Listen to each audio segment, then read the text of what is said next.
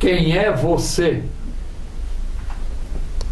Meu nome é Eduardo Rocha Virbon, nascido em Curitiba em 13 de janeiro de 1929, na rua Comendador Araújo, número 111. E no começo, esse prédio não existe mais. Meu pai morava ali num pequeno apartamento, e ali que eu nasci. Depois dessa época, esse nascimento e tudo, eu me perco um pouco no tempo, porque me lembro quando nós fomos morar em Ponta Grossa. Meu pai era original de Ponta Grossa, minha mãe era daqui de Curitiba, da família Macedo Rocha. E lá em Ponta Grossa, eu tive uma vida muito boa, muito agradável.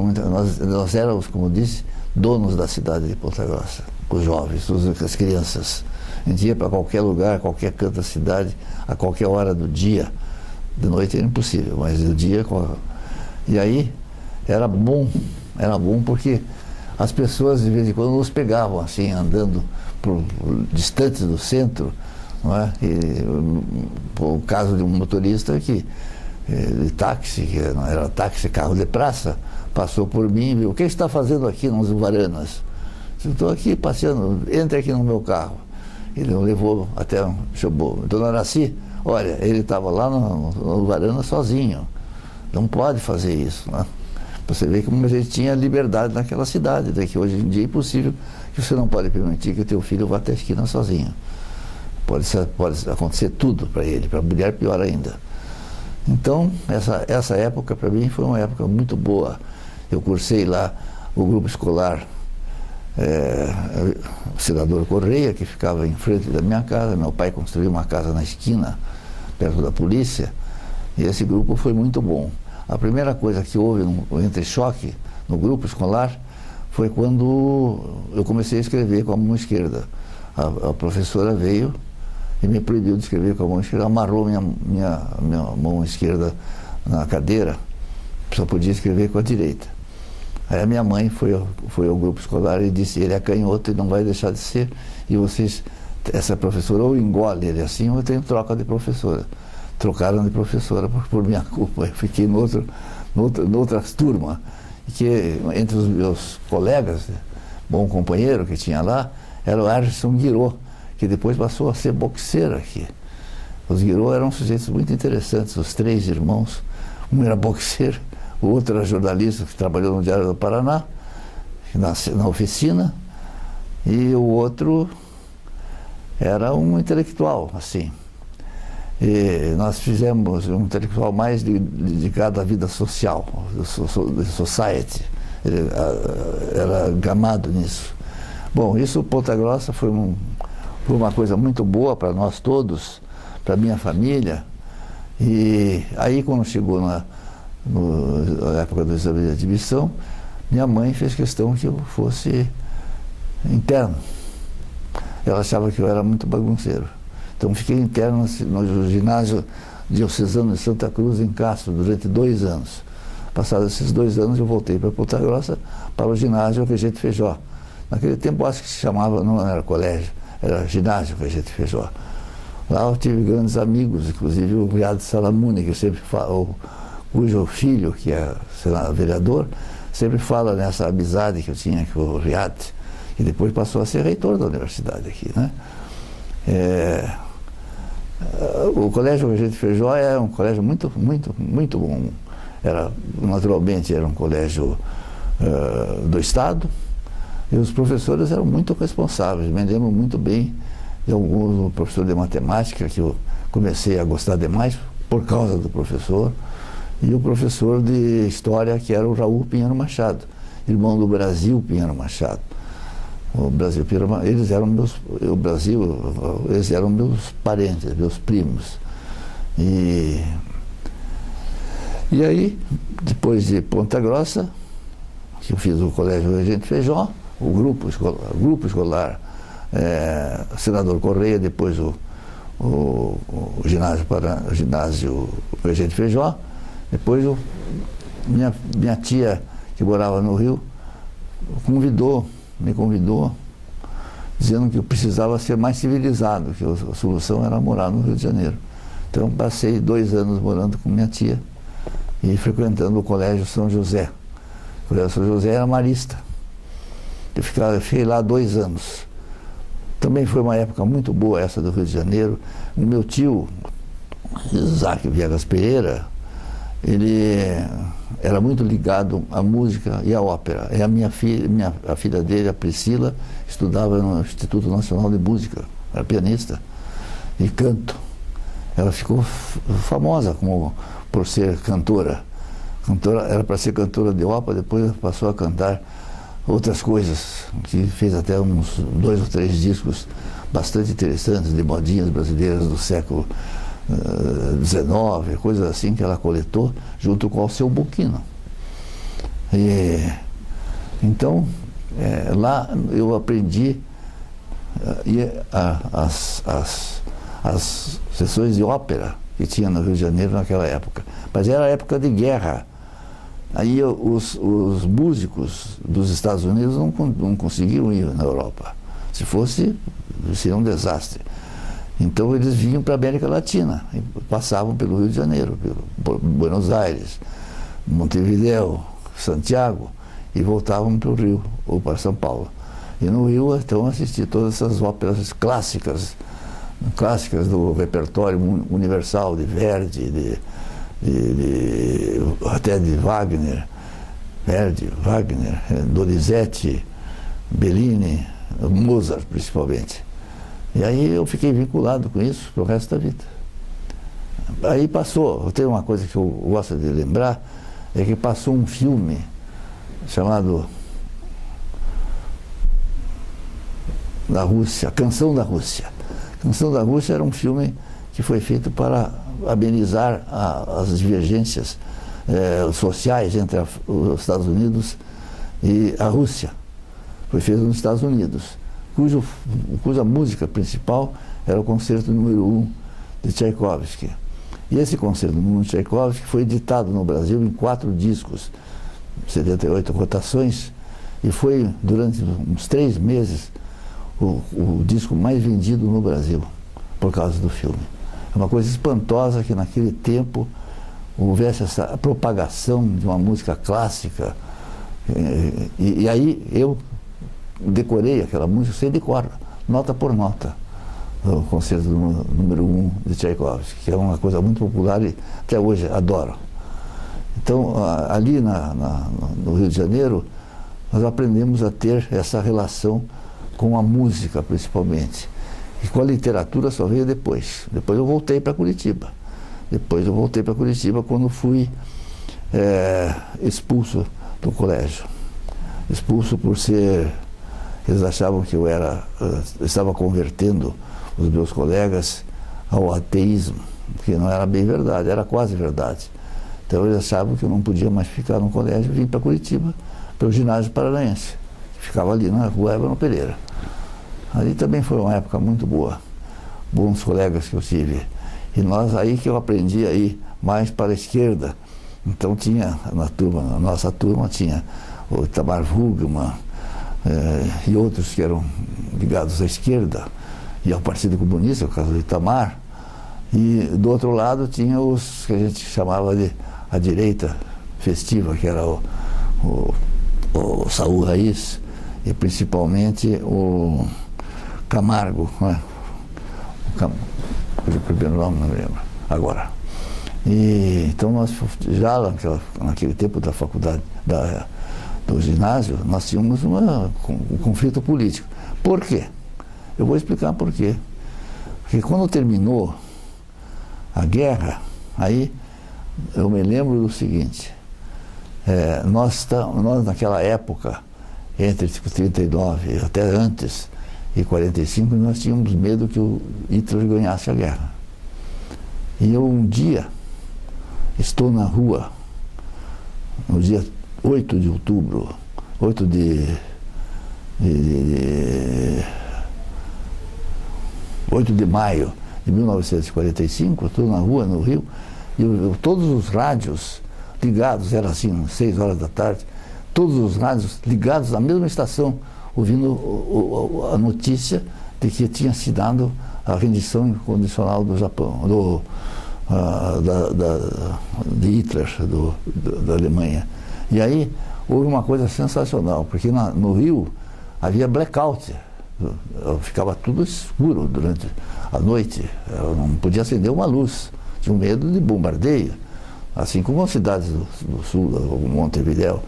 Parece que quem escapava disso era Buenos Aires, que fazia acordo com Hitler. Então, aí, nós, nesse momento, quando houve a notícia, acenderam-se todas as luzes da cidade do Rio de Janeiro, que tinham sido apagadas há 4 anos, 5 anos, e bateram todos os sinos, e eu sozinho na rua chorei de emoção, sabia que tinha acabado a guerra. Como a guerra nos atingia, ninguém pode imaginar isso hoje. Será que pode imaginar? Eu acho difícil, né? Porque, por que nós tínhamos medo? Porque o Hitler, a Alemanha conseguiu, numa certa época, dominar o Oceano Atlântico com seus submarinos e tinha derrubado dois navios nossos, navios brasileiros, né? Foi por isso que o Brasil, afinal, entrou na guerra. Naturalmente assolado pelos Estados Unidos, com o Franklin Delano Roosevelt, que era o presidente, que esteve até no Brasil. O Getúlio foi lá e fizeram, o Brasil então partiu para fazer a Força Expedicionária Brasileira. Isso para nós foi bastante importante. Eu me lembro que antes disso, aí que está porque a minha posição ficou a mesma desde a infância. Um dia do ano de 36, 37, eu tinha 8 anos. E minha mãe disse, vamos lá assistir o desfile da Ação Integralista Brasileira. E fomos. E tinha um desfile em Ponta Grossa, na Rua 15.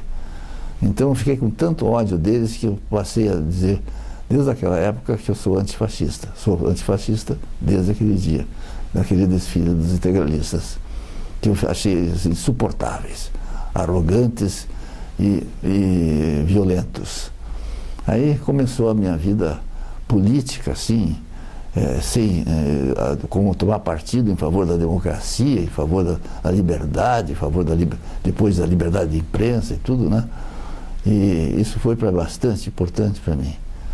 Aí, no Rio de Janeiro, também os concertos e a vida cultural. A vida cultural foi alicerçada mais aqui em Curitiba, depois que eu voltei para Curitiba, em 1945, dezembro, que eu voltei para Curitiba.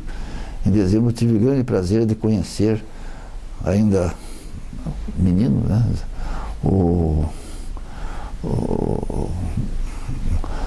Bar Palácio, onde tem até hoje o churrasco tradicional, e o Bar Triângulo, né, a gente comia aqueles sanduíches, né?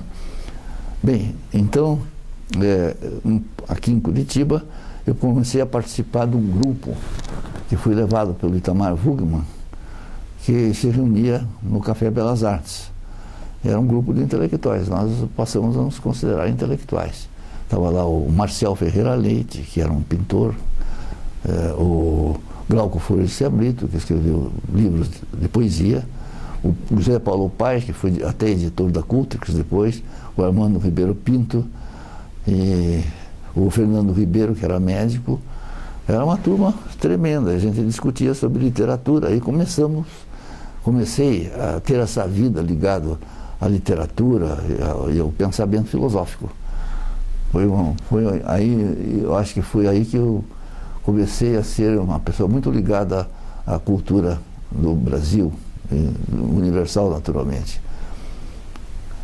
Essa parte foi uma parte que eu entrei para a Faculdade de Direito, e a Faculdade de Direito foi muito útil para mim. Até o momento que eu comecei a faltar às aulas de propósito, porque eu tinha outros programas para fazer. Isso acontecia muito naquele tempo. E eu fui muito protegido pelo pessoal para não me marcarem faltas na Faculdade de Direito. Isso foi uma coisa boa também, porque eu queria viver a minha vida cultural. E eu comecei a ler todos os livros que você pode imaginar. O Thibaut de Roger Martin de Gars foi um livro que me influenciou muito, assim como os 3 livros de Monteiro Lobato, o Quincas Borba, o Memórias Póstumas de Brás Cubas e Dom Casmurro. Eu li, eu fiquei uma vez machucado, tinha que ficar em casa, eu li todos os romances de Machado de Assis, nos dias todos, os 15 dias que eu passei em casa, deitado ou sentado para curar um problema que havia no meu pé. E fui estimulado a ter uma vida cultural mais intensa e também ligado a uma política. A política, nós éramos, digamos assim, não éramos, no meu caso, eu não era do Partido Comunista, eu era ligado ao Partido Comunista. Eu não acreditava naquilo, mas tinha uma ligação por causa do compromisso que eles tinham com a democracia e tudo, né? Mas aí houve outra coisa muito importante, voltando um pouquinho para trás, que houve a queda do Getúlio Vargas. O Getúlio caiu e fizeram as eleições. Foi eleito o Eurico Gaspar Dutra. E o concorrente dele era o brigadeiro Eduardo Gomes. O outro era o Fiuza pelo Partido Comunista, que era um desastre esse Fiuza. E venceu o antigo partido que apoiava o Getúlio, que era o PSD da época, né? Venceu no Brasil inteiro e tudo, né? Até no Paraná, que foi eleito o Moisés do Peão aqui como governador. Bem, então, nessa época, nós tínhamos essa parte de idealização em favor da democracia e tudo, e assistimos à Constituinte. Todo dia a gente recebia com o Estado de São Paulo, chegava no dia seguinte, e os jornais do Rio chegavam 3 dias depois. Então eu lia todos eles, porque acompanhávamos a celebração, a construção da Constituição, que acabou sendo pronta em 18 de setembro de 1946, agora faz 70 anos. Vai ser comemorada por nós, pela Academia Paranaense de Letras. E então assistimos com entusiasmo as notícias sobre os debates que se consagravam lá. Aqui do Paraná, por exemplo, tinha pessoas formidáveis. Tinha o Flávio Guimarães, que era senador da República. Tinha o José Munhoz de Mello, deputado federal, o Lauro Lopes, só para contar alguns assim, um pouco em passando, mas era uma delegação formidável, a delegação do Paraná, que foi eleita. Muito melhor que hoje. É uma delegação reconhecida. Se pegar a lista dos participantes da Constituição, dos que assinaram a Constituição, você vai verificar que tinha gente muito importante do Brasil, inclusive o Gilberto Freire, que era representante de Pernambuco. Uma Constituinte com o Gilberto Freire é uma coisa gigantesca, de bonito, né? Então, quando houve a Constituinte, foi uma grande festa nacional pelo fato de nós termos uma Constituição, que era acompanhada por todos nós. Isso foi uma coisa muito boa, que nos ensinou, assim, além do fato de a pátria ser a causa, mas a democracia, os direitos fundamentais. Eu como advogado, sou advogado ligado à Constituição, às Constituições, eu acho que aquela Constituição foi a melhor de todas. Só comparável com a Constituição de 1891, que foi escrita pelo Rui Barbosa. A Constituição do Império de 1824 foi dirigida por Dom Pedro I, que é uma Constituição interessante, muito boa, que durou no Império até 1891, com a proclamação da Constituição de 91, escrita pelo Rui Barbosa. Apesar de ele é uma personalidade tão forte como senador, que ele dominava o Congresso em relação às escritas dos artigos, dos direitos fundamentais e tudo, totalmente alicerçado pela Constituição. A primeira Constituição que houve no mundo, ao contrário do que muita gente pensa, foi a Constituição americana, em 1776. A Constituição americana é a obra-prima que deu razão às outras Constituições, inclusive os direitos fundamentais foram protegidos pelas emendas, que tinha logo de seguida os direitos foram consagrados através de emendas, que é uma coisa muito útil. As emendas agora são 30, mas naquela época, até o fim do século XIX, até o fim do século XIX, até o começo do século XX, só tinha 15 emendas, agora tem 30. Foram aperfeiçoando as emendas da Constituição, que são onde são fixados os direitos fundamentais do homem. Realmente, quando houve a Assembleia Nacional, a Assembleia Geral das Nações Unidas, saiu a Declaração dos Direitos do Homem, em 1948, que é a base dos fundamentos para todos os direitos humanos no mundo inteiro, até hoje. Não há o que escapar daquilo ali, está tudo muito bem definido. E o Brasil assinou isso aí, assinou também essa declaração. Bem, então, indo para frente. Nessa participação, em 48, eu achava que precisava trabalhar, eu trabalhava com meu pai na loja. Meu pai tinha uma loja de material elétrico. Meu pai era um homem curioso, né? Vou contar uma coisa. Quando, certa vez, veio para Curitiba o poeta, já vou me lembrar o nome dele. Não vou me lembrar, daqui a pouco vem. É assim, Augusto Frederico Schmidt. Aí já era no governo ele era secretário do Juscelino Kubitschek, do governo de Kubitschek, da presidência da República. E ele veio a Curitiba e foi recebido aí pelo grupo de amigos deles, que nós estávamos já ligados por causa do Brasil Pinheiro Machado. Então esses amigos dele eram o Brasil Pinheiro Machado, o Wilson Martins, o Temísio Linhares, era um grupo, o Oste Pedra Pires, o médico, o Mero Braga, que é um sujeito notabilíssimo, e eu fiquei ligado nessa turma toda. E quando ele veio para Curitiba, o Brasil telefonou para mim. Queria te convidar, você, o Fausto Castilho e o Orlando Carbonar, para o nosso jantar que vai ter junto com no Hotel Mariluz. Está muito bem, puxa, que formidável. Bom, aí passou o tempo, eu fiquei desconfiado. Espera aí, vamos telefonar de novo. O Fausto disse assim: quem é que vai pagar a conta? Eu vou telefonar. Telefonei para o Brasil: olha, nós não vamos poder ir. Nós somos estudantes, somos pessoal, mas não temos essa condição de participar disso, né? Por causa.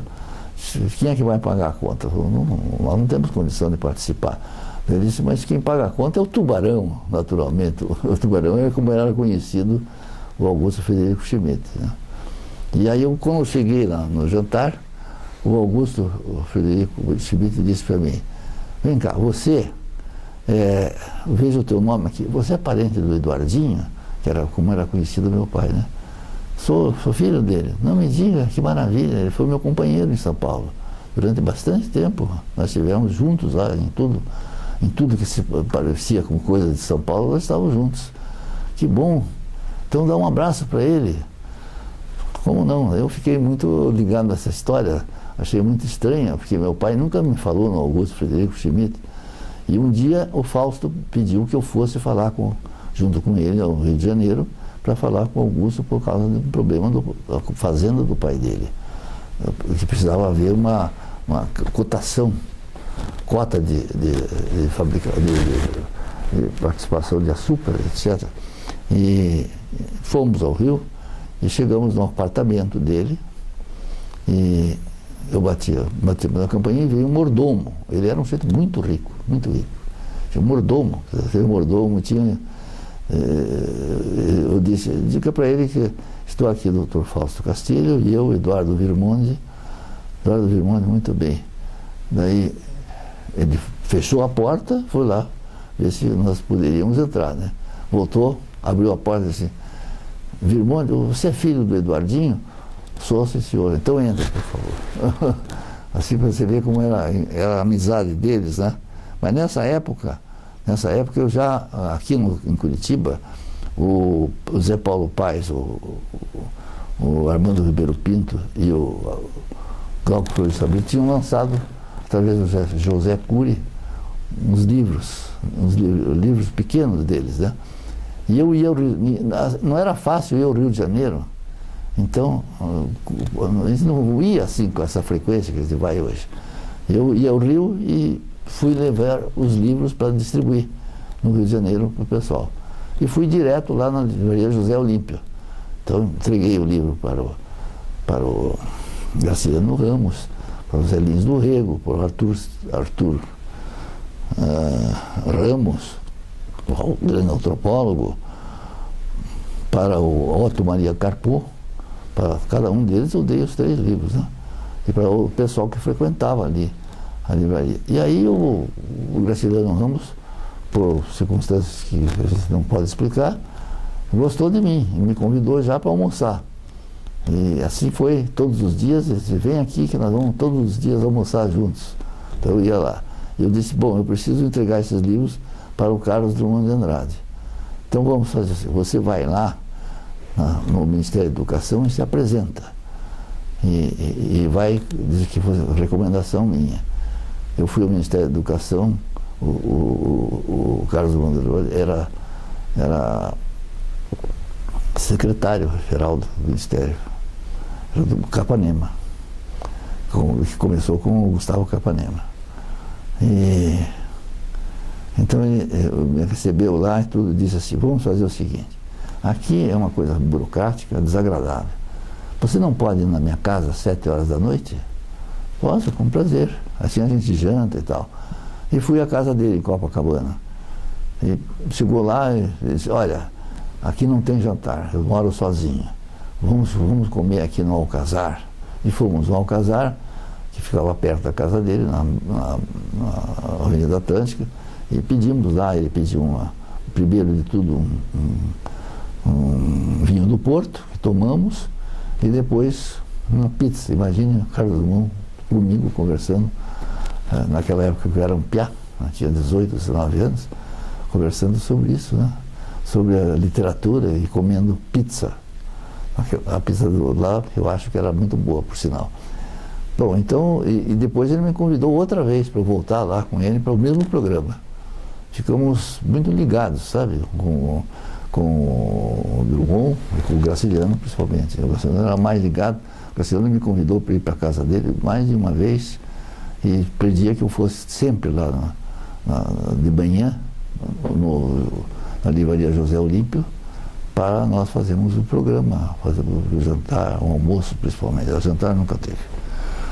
Jantar eles iam todos para casa. No Rio de Janeiro somem todas as pessoas, até hoje, né? Não tem jantar. E aqui em Curitiba, então, eu comecei a trabalhar com meu pai, desde que eu voltei do Rio. E meu pai sabia que eu tinha sido malandro no Rio, me botou de castigo. Eu tinha que trabalhar com ele. Para mim era um castigo, trabalhar na loja o dia inteiro em pé. Porque, como eu disse sempre, caixeiro não senta. Você pode perceber em qualquer loja que você vá, até hoje, é uma norma. O caixeiro não fica sentado. Então eu passava em pé desde as 8 horas da manhã até as 6 horas da tarde, quando eu fechava a loja. Não saía para o almoço e voltava e fazia aquele trabalho. Foi uma coisa boa, na verdade, foi um grande ensinamento para mim, para lidar com pessoas desconhecidas que iam lá fazer compras e tudo, e lidar com aquele material elétrico todo.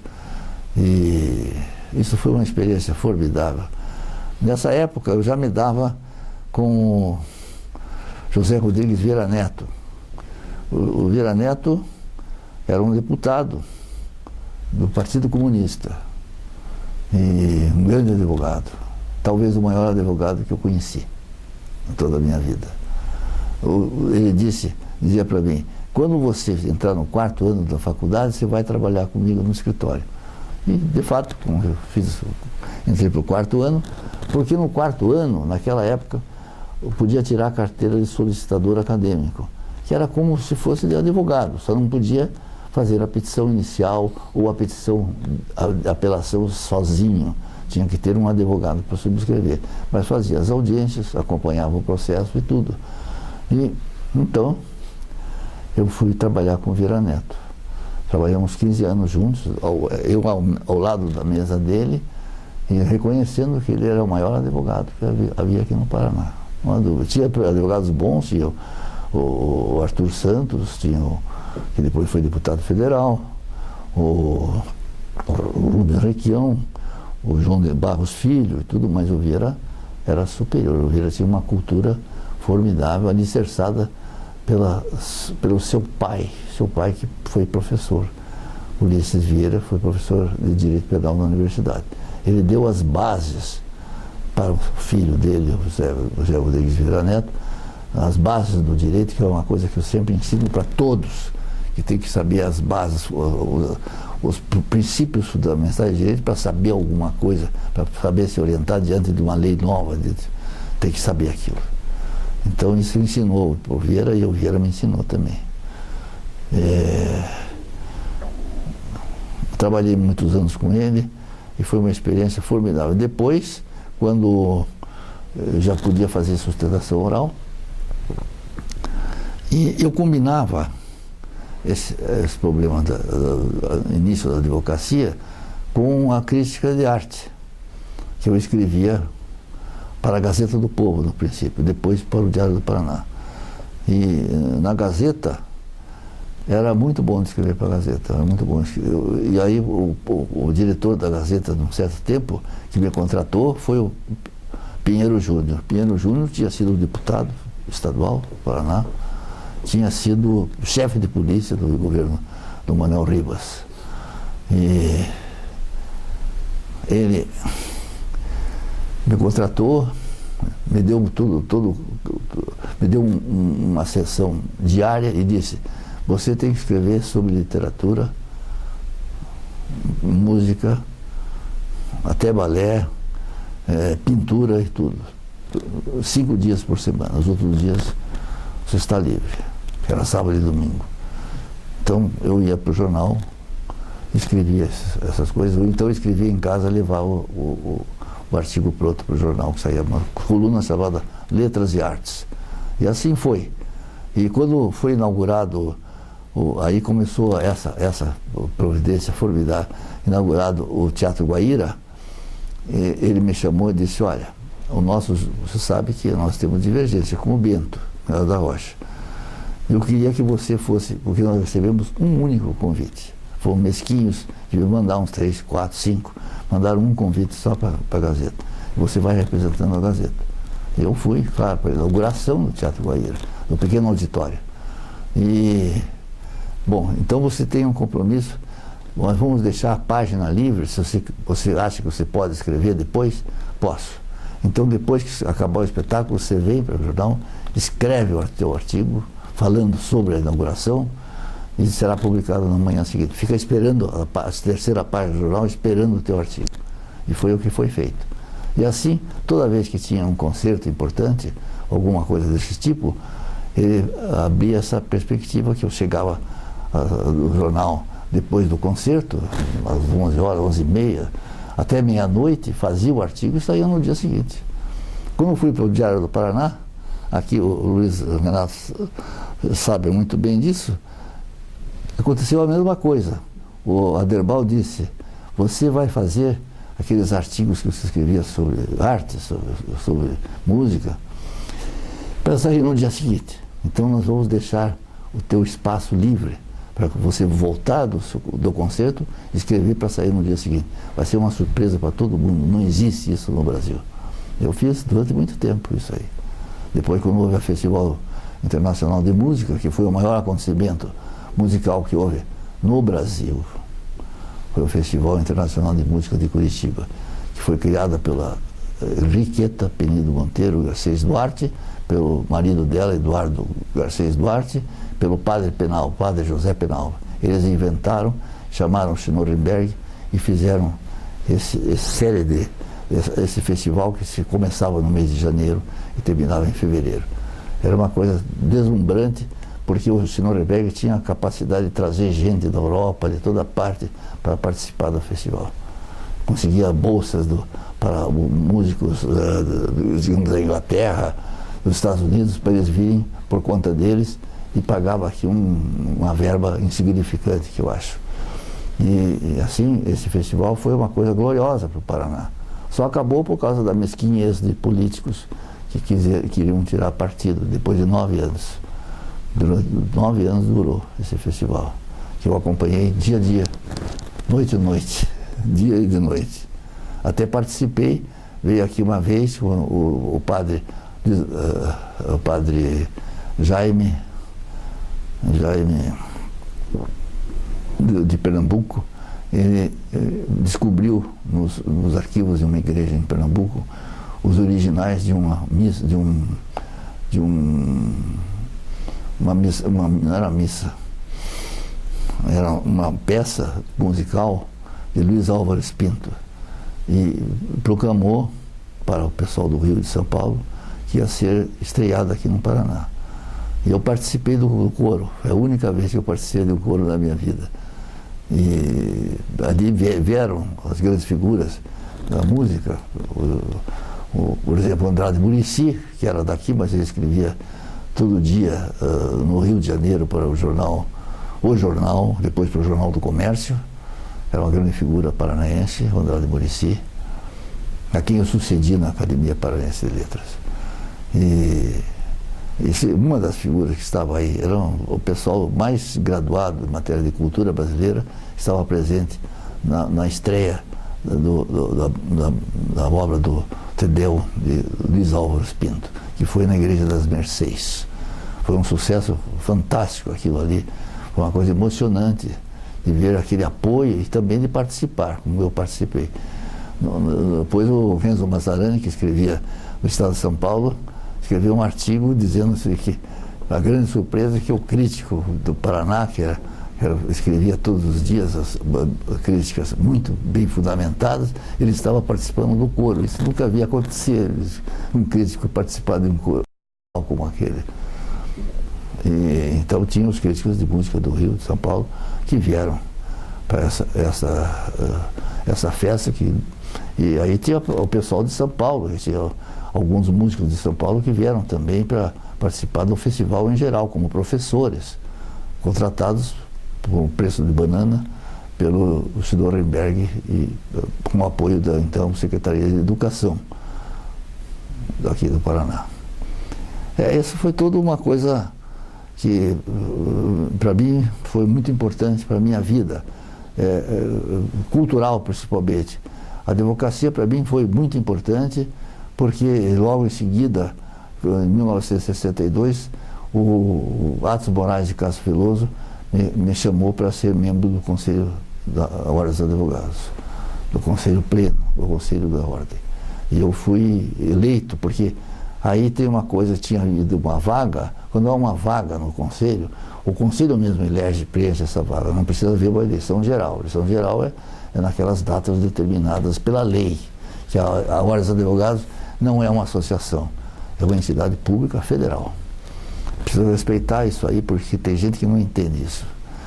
E aí eu fiquei lá, depois eu fui de algumas comissões, até que, numa certa época, eu fui cogitado e fui eleito presidente da Ordem. Isso já foi em 1976. Fui eleito presidente, assumi em 77, 78 eu fui presidente, eu fui coordenador da Conferência Nacional da Ordem dos Advogados, que se realizou em Curitiba, com o presidente da Ordem, era o Raimundo Fauro, com quem nós tivemos uma ligação plena, completa, eu principalmente, e ficamos muito amigos, e as nossas mulheres também, a Lélia com a mulher dele, ficaram muito ligadas. E por quê? Também isso tem a sua explicação. Houve a Conferência Nacional da Ordem, tinha sido realizada anterior, a sexta, na Bahia. Eu tinha ido na quinta, que tinha sido do Rio de Janeiro. E na sexta foi na Bahia, e nós fomos uma delegação no Paraná. Eu já era presidente do Instituto dos Advogados do Paraná. Já tinha sido eleito presidente do Instituto. E o presidente da Ordem era o Francisco Brito de Lacerda, da Ordem aqui. Chegou lá, nós fizemos uma reunião para escolher um presidente para a Ordem dos Advogados, o Conselho Pleno, o Conselho Federal. E escolhemos o Josafá Marinho. Então resolvemos, fizemos um grupo, eu com o Francisco do Paraná, outro de São Paulo, outro de Minas Gerais, o pessoal de Minas era muito ligado conosco, e Pernambuco também. E fomos falar com o Josafá. E o Josafá, que é um homem muito consciente, disse: eu não posso ser presidente da Ordem. A hora eu sou membro do Comitê Geral Nacional, coisa assim, do PMDB, do MDB, que é na época. Então, que é a oposição, eles vão dizer que a Ordem foi... o MDB tomou conta da Ordem dos Advogados, então não posso aceitar de jeito nenhum. Então não aceitou, daí escolhemos o Raimundo Fauro para ser o candidato. Aí o Ribeiro de Castro ficou indignado com isso e convenceu o Josafá de ser candidato contra o Raimundo Fauro. Aí foi uma luta.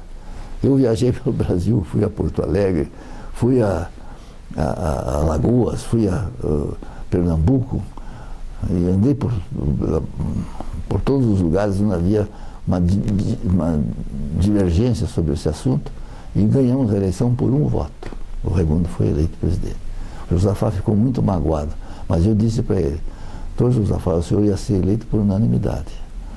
Se o senhor tivesse aceito naquela ocasião na Bahia, seria o único candidato. Mas o senhor não aceitou, então nós tivemos que arranjar um outro candidato. E o senhor vai ver que é um homem de grande dignidade, o doutor Raimundo Fauro. E depois o Fauro assumiu a Ordem, ficou famoso no Brasil inteiro. Ele ficou famoso no Brasil inteiro. E aqui a Conferência Nacional da Ordem foi organizada por mim, na verdade. Ele fez parte, porque ele era o chefe, né? Mas ele ficava lá, no gabinete, tudo. Aqui, depois, aí houve coisas assim, por exemplo, que eu acho muito divertido. Quando eu era o representante daqui, eu era o chefe aqui, mas tinha as reuniões do Comitê Nacional, da Conferência Nacional. Tinha lá nesse comitê, tinha o Vitor Nunes Leal, por exemplo, só para citar um deles. E aí eles prepararam uma armadilha para mim. Disseram: hoje nós vamos escolher os presidentes, as composições das comissões, que eram 8 comissões da conferência. Daí eu digo: mas eu estou pegando surpresa, porque vocês não falaram nisso antes. Digo: não, você vai ter uma condição assim, você vai indicar o primeiro. E depois nós indicamos o segundo, depois vai a terceira, assim por diante. A cabeça fez... Quando eles disseram: qual é a pessoa que se indica para a primeira Câmara? José Munhoz de Mello. Aí escreveram lá, e assim foi. Depois para a terceira Câmara. A terceira Câmara era minha, Ari Florencio Guimarães. Para a quinta Câmara, o Maranhão.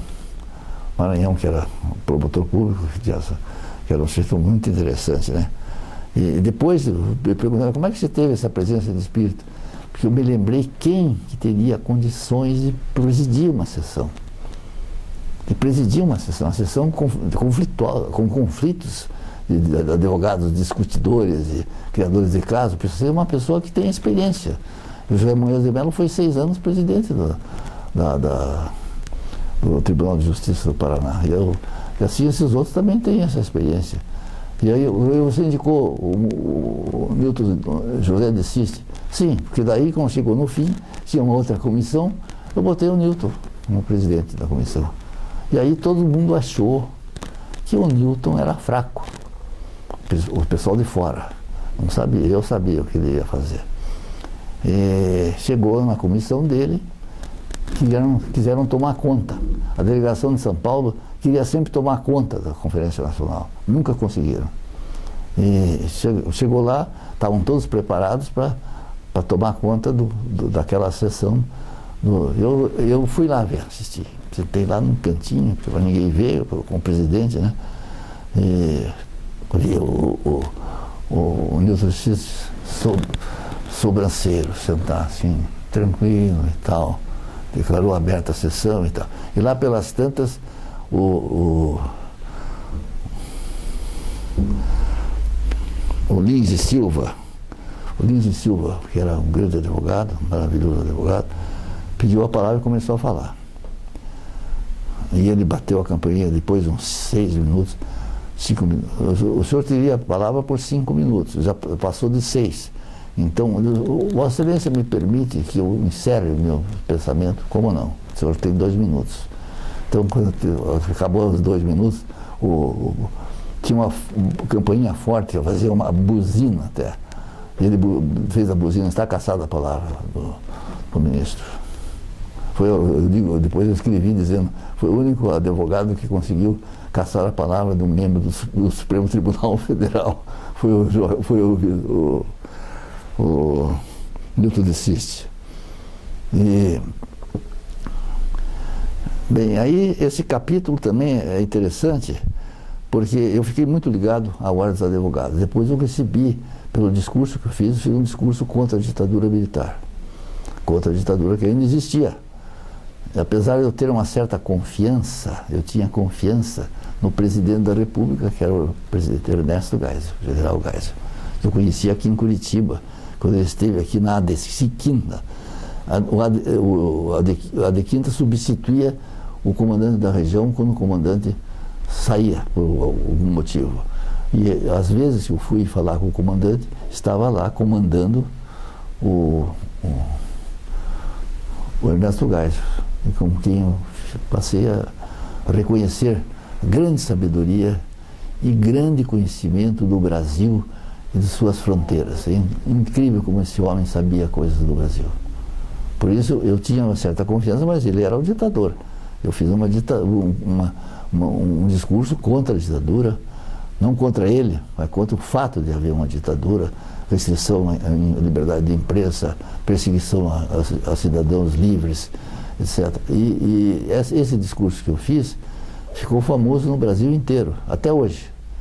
Eu já fui homenageado várias vezes, fui homenageado em Minas, fui homenageado em Pernambuco, fui homenageado em Porto Alegre, pelo discurso que eu fiz naquela época, e até recentemente eu fui homenageado pelo Conselho Federal quando houve a conferência, a última conferência, há uns 4 anos atrás, aqui em Curitiba. Me deram uma placa de bronze desse tamanho, com o meu nome, dizendo por que eu recebia aquela homenagem. Aqui no Paraná, depois de haver uma certa ressentimento contra mim pelo sucesso da conferência, isso acontece sempre em toda parte, depois houve uma paz total e começou a haver o prestígio que eu desfruto junto à classe dos advogados até hoje, que eu sou muito homenageado, sou muito grato a esses presidentes, o Alberto Machado, o atual presidente, com quem eu me ligo muito. E naquela época, que eu fui presidente, nós fizemos muitas outras coisas como presidente da Ordem, que foi uma coisa boa, útil, e com a presença sempre da Ordem nos grandes acontecimentos, né? Não nos acontecimentos políticos partidários, mas em defesa das liberdades, etc. E o Geisel mandou o recado para mim e para o Fausto, pelo Luiz Rafael Maia. Ele disse que mandava o Luiz Rafael Maia para fazer uma advertência e que ele ia dar um recado. E o Luiz Rafael Maia disse: a minha advertência é o seguinte: o decreto do presidente da República tirando a obrigação da Ordem em relação ao Ministério do Trabalho, que o Buzaide tinha colocado, ou dependente, e não pode, é uma entidade pública e federal e não tem que ser subordinado ao Ministério. E no dia da abertura da conferência, o Luiz Rafael Maia, representando o presidente, fez essa comunicação. Foi uma coisa formidável. E aí ele disse: tem mais, o presidente disse que vocês vão ter uma grande surpresa. Qual foi a surpresa? No mês de novembro, ele revogou o AI-5, que era a principal reivindicação nossa, dos advogados. O AI-5 que permitia todo tipo de censura, de agressão, de policiamento, a polícia que mandava, etc. Então acabou essa brincadeira. Acabou. Então, eu fiquei me lembrando de algumas coisas assim que passou no corrente da memória. Eu deixei de lembrar que quando, uma certa época, eu era conhecido como ligado à música clássica, que eu fazia crítica, e ao jazz. E o jazz ficou famoso, porque eu escrevia sobre isso, raramente sobre jazz, porque é música clássica. Mas o Sr. Aderbal e o Ronald, filho dele, souberam disso e me chamaram lá. Se eu podia fazer um programa de jazz na Rádio Colombo, que ficava lá na Tuba. Lá que ficava a Rádio Colombo. Lá eu ia com os meus discos fazer o programa de 1 hora, às 5 horas de domingo, das 5 às 6. Era um sucesso. Chegou uma época que o meu programa era o mais ouvido naquela hora. Os outros transmitiam futebol e outras coisas. Então, isso ficou famoso naquela época. Mas eu disse, eu só faço um programa de jazz se fizer também um de música clássica. Então eu fazia um programa de jazz de 1 hora e um programa de música clássica de 1 hora. Com essa vontade de que as pessoas aprendessem música clássica e tal. E eu fazia uma explicação, assim, didática sobre a música clássica, como fazia sobre jazz, né? Isso durou muito tempo, porque depois eles venderam o horário para outra coisa e transferiram para amanhã. Eu fazia de manhã às 10h30 até meio-dia os 2 programas, um em seguida do outro, do jazz. E o programa de jazz foi uma coisa boa, era a minha discoteca, os meus discos que eu levava lá. Diziam, não estraguem. E eu recebia muito bem, tinha programas muito interessantes antes de mim, tinha aquele lá Fernandes, que era um jeito muito engraçado, que fazia um programa antes dos meus, eu chegava antes para ouvir o programa dele. Ele tinha depois o programa do Vinícius Coelho com o Freire, se eu disse o nome dele, o primeiro Freire, agora não me lembro, eles faziam um programa sobre música brasileira e quebravam um disco, os últimos lançamentos. O pior lançamento eles quebravam. E nós, lá atrás, apostávamos que eles iam quebrar justamente o disco da melhor música, e era sempre assim mesmo, né? Essa era a Rádio Colombo. Depois eu fiquei fazendo esse programa até 1960. Como também eu deixei o jornal. No jornal eu escrevia, eu pedia à Gazeta do Povo que eu usasse o nome da minha... Primeiro pedi licença para a Gazeta, lá para o Mujate, para o Reinaldo, e para o doutor Pinheiro Júnior, para eu trabalhar, porque eles iam me pagar muito mais, né? Me pagar 5 vezes mais do que eu recebia na Gazeta. E a resposta do Mujate, do Reinaldo, foi assim, vá correndo, porque aqui você não tem futuro nenhum, aqui eles pagam essa miséria, você vai morrer de fome. E assim eu fiquei ligado com o Diário do Paraná. Então eu pedi para eles licença para eu levar o título da minha sessão na Gazeta chamada Letras e Artes, que escrevia 5 vezes por semana, né? E não fazia notícias, fazia só crítica de literatura, música, etc., arte. Então levei esse título e escrevi até 1960, depois que eu substituí o Temesco Linhares, que não queria mais fazer a página de literatura, e passei a fazer. O Temesco Virgon vai fazer essa página. Vai fazer a página também ou melhor do que eu. Eu passei a fazer, era um suplemento, depois fizemos um suplemento literário, cultural, suplemento cultural do Diário do Paraná, que durou 8 números, era uma vez por semana. Eles não aguentaram o repuxo, que não tinha anúncio, não tinha nada. E a coisa curiosa que aconteceu foi que quando o doutor Aderbal Stresser, depois da Stresser era um grande jornalista, o pessoal tinha uma certa restrição a ele, mas ele era um jornalista, era um diretor de jornal, jornalista, antecipadamente jornalista. Então ele sabia o que era o jornal, o que era a imprensa. Por isso o sucesso do Diário do Paraná, que nós até hoje festejamos, apesar do jornal ter acabado, né? Então ele propôs que eu fosse diretor do Museu de Arte do Paraná, criado pelos Diários Associados.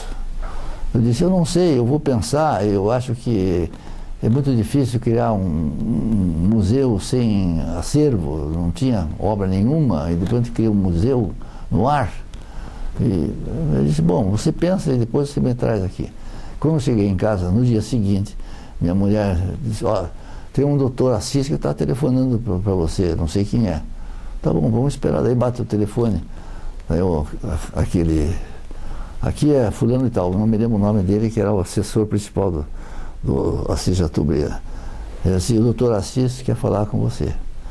Olha, Vermonde, aqui é o Assis Chateaubriand. Eu queria pedir a você que você não relutasse em aceitar ser diretor do Museu de Arte do Paraná. Por um simples motivo. Se você não aceitar, ele não será criado.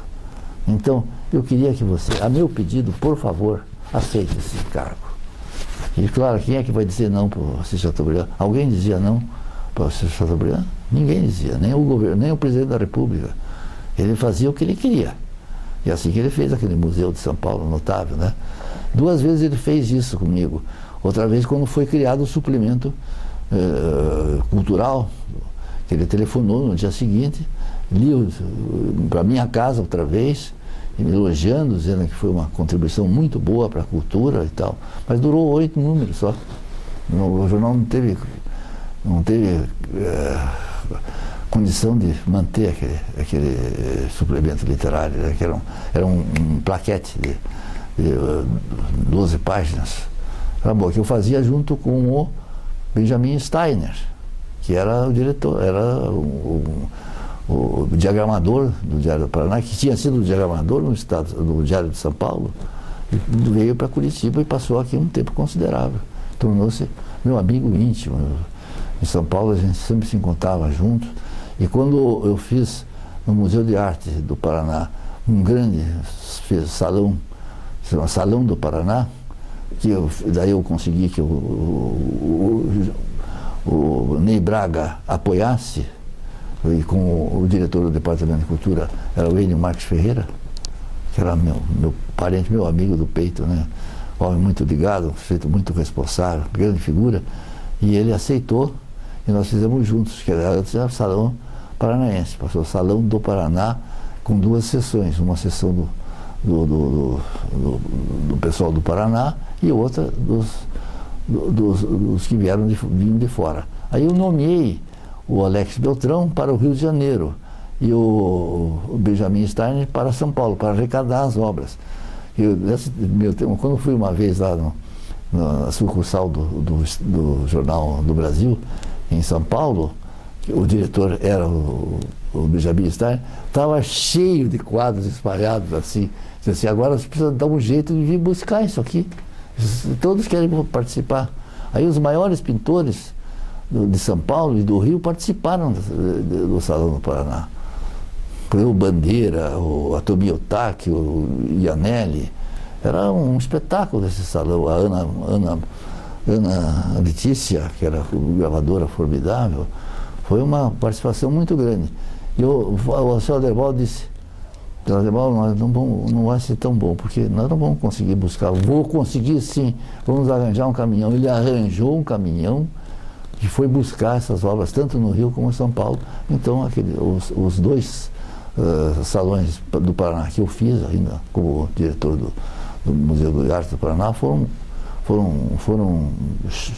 muito bem recebidos pelo Paraná inteiro, né? E pelo pessoal do Paraná ligado à cultura, principalmente em Curitiba, né?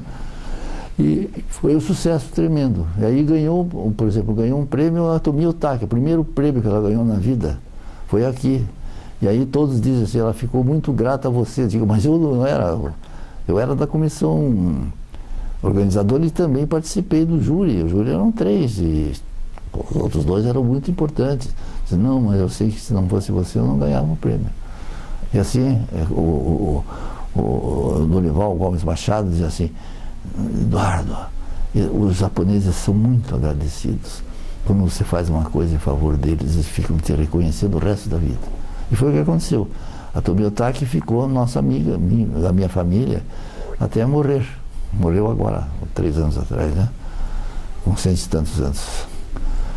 Tudo isso foi uma coisa boa que aconteceu e que enriquecia a alma da gente, né? Como depois, quando houve um certo tempo, eu estava lá no meu escritório e o Samuel Guimarães da Costa, nosso colega jornalista, foi lá no meu escritório, junto com o Túlio Vargas, me convidar para eu ser membro da Academia Paranaense de Letras. Ele disse, não, esse negócio de academia é uma coisa meio esquisita, eu não sei se eu vou aceitar, parece uma coisa meio cafona e tal. Eu digo, não, mas nós estamos renovando a academia, Eduardo. O René Dotti acabou de aceitar, e você vai aceitar também. Vamos botar gente ligada, de fato, à cultura. E não só pessoas que têm um cargo público, coisa assim, não tem isso. Nós vamos modificar a academia. E aí eu fiquei pensando, no dia seguinte, o Valfrido Piloto passou lá no meu escritório e disse, olha, você tem que aceitar. Você é meu amigo há tantos anos, tivemos tantas coisas juntas, eu teria muita coisa a contar sobre o Valfrido e queria que você aceitasse. Daí tá bom. Então, daí eu entrei para a academia em 1994. E aconteceu comigo uma coisa inédita. Quem fez a saudação pela primeira vez e última vez, que participou de uma saudação a quem entra na academia, é saudado por um participante já da academia, foi a Helena Curudi. Helena Curudi fez o discurso da minha estreia, um discurso lindíssimo. Lindíssimo, eu devia ter trazido para mostrar para os outros como se faz um discurso de saudação ao novo membro da academia. E a academia foi muito bom ser membro da academia. Eu gostava muito daquele papo, que eu pensava que fosse chato, e não era. Fomos para frente, e depois o Valfrido deixou, o Túlio Vargas assumiu, e depois o Zé Carlos Fernandes, quando morreu o Túlio, assumiu e também faleceu quando era presidente. A Clorice, que era vice-presidente, assumiu durante 3 meses e eu fui eleito presidente da academia. Fiquei 2 anos, mas eu achei que eu tinha um compromisso com a Clorice para que ela assumisse na sequência, como de fato aconteceu. Alguns queriam, como é o caso do Oderbal que falou, queriam que eu continuasse. Eu digo, mas eu não posso, eu tenho que respeitar as caras, respeitar eu combinei com o René, o René disse, você vai ser o presidente, mas depois nós temos que entregar o cargo para a Clorice, que a Clorice está com 89 anos, ela precisa ser presidente. Disse, tá bom. Então, não fui candidato à reeleição e ela assumiu, então ela foi 2 vezes já presidente. A Clorice, ela trabalha muito para a academia, trabalha mais do que eu trabalhava. Mas eu fui bem sucedido na academia. Foi uma coisa boa que eu fiz na academia. Tem a biblioteca Norton Macedo. A biblioteca era do Norton Macedo, meu amigo de muita gente, nosso amigo geral, que tinha sido deputado federal. Ele tinha uma biblioteca muito boa. E quando ele morreu, o Kaique, que era o inventariante na época, me telefonou dizendo, você não quer aceitar a biblioteca do Norton? Como não? Fui lá ver e combinamos que a biblioteca do Norton ia ficar sob a égide da Academia Paranaense de Letras. E ela foi daí instalada, graças ao Darcy Piana. Darcy Piana, como diretor, como presidente da Fé Comércio, tinha subordinado ao Sesc da Esquina. E ali no Sesc da Esquina, no primeiro andar, está instalada a biblioteca, que eu dei o nome, Biblioteca Norton Macedo, respeitando a memória, que aqui no Brasil não se respeita a memória, se esconde.